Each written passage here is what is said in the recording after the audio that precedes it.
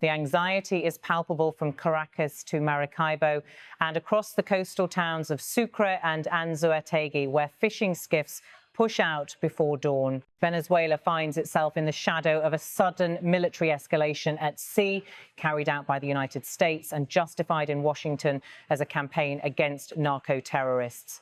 In recent weeks, these strikes have destroyed multiple vessels and killed dozens of people in the Caribbean and the Eastern Pacific, jolting a region already contending with economic stress, migration, and political polarization. The question that keeps surfacing in conversations from oil workers queuing for buses in Anzoátegui to students gathered on campus in Mérida is whether the strikes at sea are a prelude to something larger on land.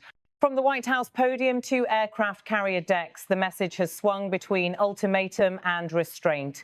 In an interview released on November 3, the U.S. president sent a stark warning about Venezuela's leader, Donald Trump, president of the United States. I would say, yeah, think so. While in the same news cycle downplaying the likelihood of a war, Donald Trump, president of the United States, I doubt it, I don't think so. Days earlier, when asked whether U.S. action might move ashore, he added, a phrase that reverberated across Caracas's ministries and opposition chat groups alike. Donald Trump, president of the United States, the land is next.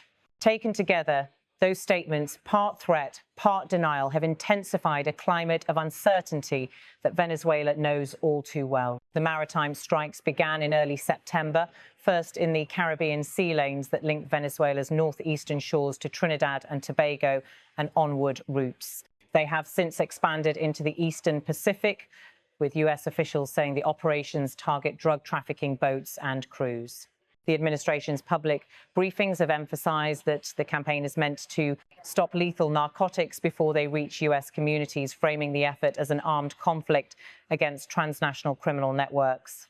But the evidence offered so far has been fragmentary. Officials have not routinely released interdicted cargo details, and independent verification is limited to short clips from aerial footage and after-action counts of dead and wounded. The reported death toll has climbed beyond 60, an astonishing figure for actions carried out absent a declared war and away from any recognized battlefield. At the Pentagon, the Defense Secretary has leaned into war zone vocabulary. Pete Hegseth, US, we will track them, we will network them, and then we will hunt and kill them. In press and social media updates, he has described F-35 fighter deployments, long-range surveillance flights, and a joint task force model that recalls counterinsurgency structures rather than traditional maritime policing. The operational map has swollen into a bulky footprint. Warships and aircraft crisscrossing Caribbean choke points, bomber flights brushing Venezuela's air approaches, and an aircraft carrier group poised to augment the show of force. For the region's smaller navies and coast guards, it is a display of U.S. capacity they've seen before, just not under rules of engagement that end with missiles slamming into civilian vessels suspected, but not publicly proven, to be moving contraband. In the capital's ministries, the government line is that the United States is inventing a casus belli. Maduro has portrayed the maritime operations as a fabricated threat used to justify regime change, arguing that Washington's ultimate objective is not interdiction, but political decapitation. The accusation is not new, but the cadence has quickened as the deaths mount and as U.S. rhetoric singles out Venezuelan entities, including the notorious Tren de Aragua gang, which Washington labeled a terrorist organization earlier this year. Venezuelan officials insist that the group was dismantled domestically, and they bristle at any suggestion that the presidency directs or benefits from narco-trafficking. Meanwhile, the opposition is divided. Some figures applaud external pressure on Maduro. Others warn that kinetic escalation could crush civic space further and imperil any path to an orderly transition. In Washington, the diplomatic messaging has been uneven. The Secretary of State has emphasized that the United States is on offense against cartels and that the drugs on some targeted boats were likely bound for regional transshipment points rather than U.S. shores.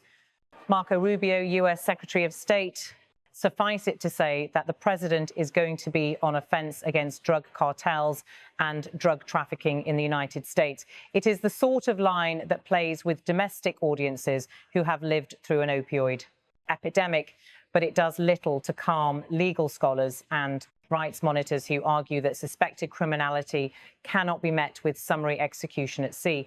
Their point is simple. The rules that govern the use of lethal force do not evaporate when a suspect boards a fast boat. The sharpest rebuke so far has come from Geneva. Volker Turk, UN High Commissioner for Human Rights, by a spokesperson. These attacks and their mounting human cost are unacceptable. The US must halt such attacks and take all measures necessary to prevent the extrajudicial killing of people aboard these boats. In the same briefing, his office argued that the strikes fall outside the context of armed conflict and therefore trigger human rights law constraints that Washington appears to be flouting. That characterization lands hard in a Latin America still haunted by the memories of covert wars and proxy fights. Governments across the Caribbean and South America are calculating how closely to align. Some see a chance to curry favor with Washington. Others fear being dragged into a precedent that lowers the legal threshold for missiles fired on suspicion. On the ground in Venezuela, the immediate impact is psychological and economic. Imports that feed the offshore oil and gas sector. Crews report extra inspections and delays. Small fishermen, whose boats can resemble the silhouettes seen in US strike videos, talk about changing routes at the last minute to avoid being anywhere near a suspected transit corridor. Insurers, always skittish with Venezuelan risk, are scrutinizing policies for war risk exclusions that could spike premiums. Even without a single bomb falling on land, the sense of siege deepens when an aircraft carrier group sails into the neighborhood and long-range bombers flex near your coast. Donald Trump, President of the United States. No, he said, when asked if he was considering strikes inside Venezuela, but the follow-on caveat that he would not disclose future plans did little to settle nerves. For the opposition, the dilemma is excruciating. Leading figures have invested political capital persuading Venezuelans and the wider world that democratic change should come via votes and institutions, not violence. They've endured bans, arrests and exile, and against grim odds, organised impressive civic monitoring. Those same leaders now must decide how loudly to condemn lethal maritime operations ordered by a US president who, in one breath, celebrates their struggle and, in the next, hints at force. Some insist that pressure is indispensable. Others warn that a turn to militarization will fracture the broad civic coalition needed the day after any breakthrough. The Nobel Committee's recent recognition of democratic activism in Venezuela underscores how much of the world still views the country's path as fundamentally political rather than military. Across the region, policymakers are also passing the operational logic. The US case for maritime strikes rests partly on deterrence, send a message that trafficking boats face catastrophic risk. But deterrence theory loses potency when adversaries are fragmented networks of low-level crews hired to run a route, replaced tomorrow if killed today. And if the boats were unarmed, as many appear to have been the message, risks mutating into something else. That the US is normalizing the use of standoff weapons for law enforcement objectives. In practical terms, the campaign could displace smuggling lanes without significantly reducing global supply, an effect long observed in counter-narcotics. Squeeze one corridor, another opens. Even US reporting has noted skepticism that these high-profile strikes can alter cartel decision-making beyond the tactical, while leaving kingpins and logisticians largely untouched. Legally, the strike architecture occupies a disputed space. The administration's assertion of an armed conflict with narco-terrorists attempts to graft war law permissions onto a fight historically handled as policing and interdiction. If there is no armed conflict in the legal sense, no organised, sustained hostilities against a co-equal armed group, the human rights law standard applies. Lethal force only as a last resort against an imminent threat to life. That is precisely what the UN argues is being ignored. The line between could be carrying drugs and poses an imminent lethal threat is wide. Closing it requires robust, shareable intelligence. So far, Washington has not released such proof on a systematic basis.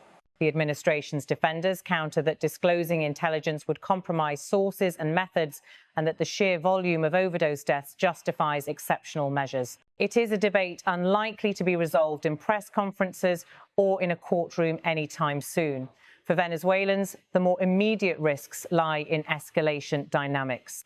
A misidentified fishing boat, a warning shot misread as an attack, a patrol aircraft entering disputed airspace, any of these could trigger a chain of responses that is difficult to control once underway. Caracas could appeal to allies for military advisors or air defense reinforcements, inviting a familiar great power shadow into the Caribbean. That, in turn, could present Washington with a new pretext to preempt, and a cycle of tit-for-tat would begin.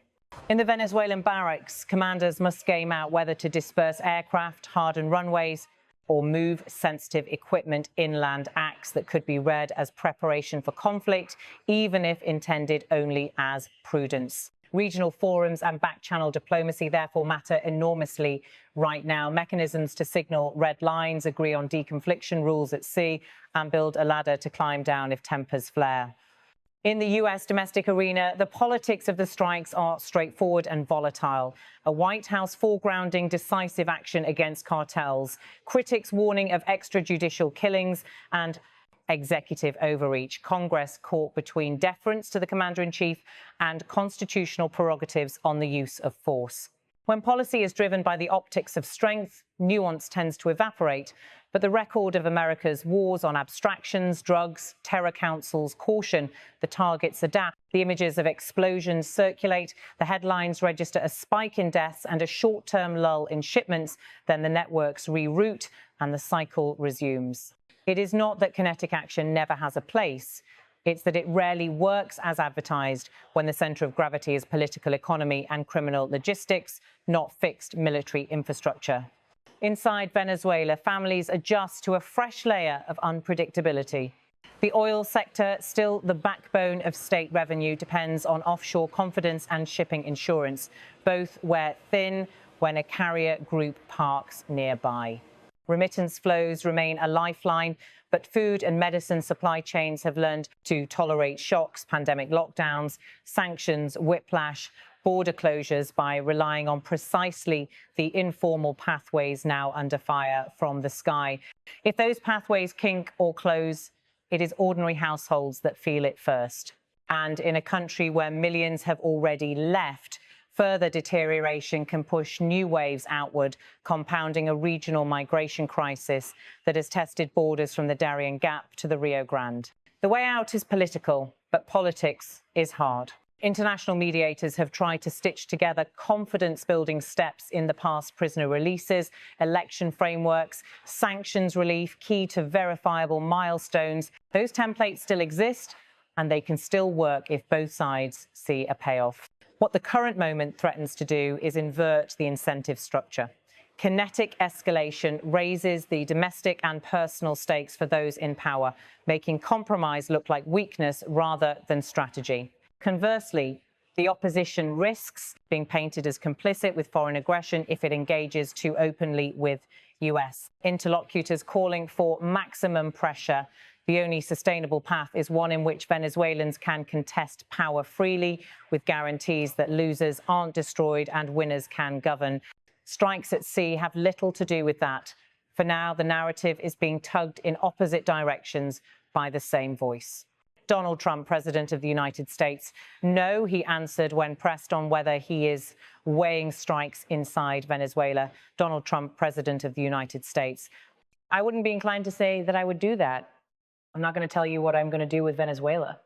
To Venezuelans who have lived through years of sudden announcements, sanctions, daybreaks, and late-night court rulings, such ambiguity feels familiar. It keeps everyone guessing, it keeps the what-if alive, and it keeps the country on edge. Meanwhile, the machinery of the maritime campaign grinds on. Pete Hegseth, US. We will track them, we will network them, and then we will hunt and kill them. The clip gets shared again, stripped of context by some, weaponized as proof by others. On social platforms in Venezuela, videos of explosions at sea sit beside footage of school graduations, and baseball highlights ordinary life juxtaposed with extraordinary force. The dissonance is part of how pressure works. It aims to unsettle, to signal inevitability, but it also risks hardening positions, convincing people that choices are being made far away and far above their ability to influence them. In the markets around Petare and the bodegones of Las Mercedes, people trade rumors with groceries. A rumor that a runway has been mined, a rumor that a militia unit is training on a beach, a rumor that foreign advisors are in a coastal base. Most rumors will be wrong, some won't. In that fog, prudent actors look for off-ramps, confidence-building measures that can be verified discreetly, third-party monitoring of sea corridors, narrowly tailored legal pathways for interdiction that keep lethal force truly a last resort. The administration in Washington can choose to make public more of the evidence it says it has. The government in Caracas can facilitate on-the-ground inspections that demonstrate its own enforcement against trafficking networks. Neither course is easy, both would help. What is certain is that Venezuela cannot be stabilized by blast radius alone. Drug economies thrive in the cracks of institutions. When those cracks widen under sanctions, corruption, or political stasis, illicit routes proliferate. Missiles can sever a route today. Tomorrow, a new crew leaves from a different mangrove. A durable answer is tedious, unglamorous, and political. Border area policing with real accountability, cooperation among neighbours who often distrust one another, judicial processes that survive electoral cycles, and economic reforms that undercut the profit margins of contraband. None of that trends on social media. All of it matters more than a clip of a boat exploding. And so the country watches and waits for a signal that the sea strikes will end, or at least be pulled back under a transparent legal framework, for a sign that Washington will recommit to a political process rather than lean into shock tactics, for a gesture from Miraflores that it will open civic space rather than close it further under the excuse of national defense. The trajectory is not inevitable. But history in this hemisphere suggests that once the logic of force takes hold, it can be hard to unwind without something breaking. Until then, daily life adapts. Fishermen alter routes and pray their lights are seen for what they are. Mothers in Katia ration cooking oil and ignore the rumours that make their kids' stomachs twist. Students at the Central University debate whether to march or study or leave. In ministries, aids, draft statements they hope will outlast the day's headlines. And in Washington, cameras roll as the president speaks, sometimes with clarity, sometimes with intent to keep options open, always with the power to sway markets, move fleets, and jolt a nation that has lived too long with uncertainty.